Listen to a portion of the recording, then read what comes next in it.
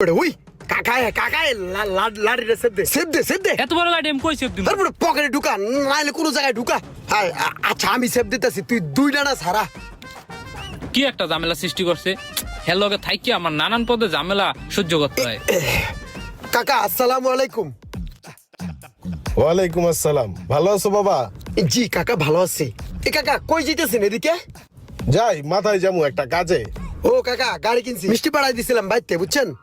আর যাইতেছেন যেহেতু সামনে, চলেন দিয়েহি।